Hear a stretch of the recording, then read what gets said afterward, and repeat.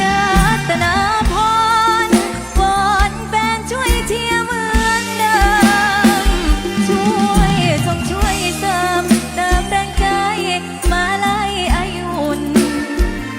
จากบ้านนองคู่ด้วยใจทนสู้มีเสียงเป็นทุนดูเสียบ่ลืมผู้มีพระคุณผู้คอยคำจุนให้ไปถึงฝันขอเพียงแฟนนั้นอย่าด่วนลืมลาแค่หักและยังเมตตาที่ขันอาสากล่อมใจบ่ท้อสิเป็นจังใดสิอยู่หลังไม้แค่แฟนยังรอรัตนาพรคงได้ไปต่อดังฝันที่รอขอ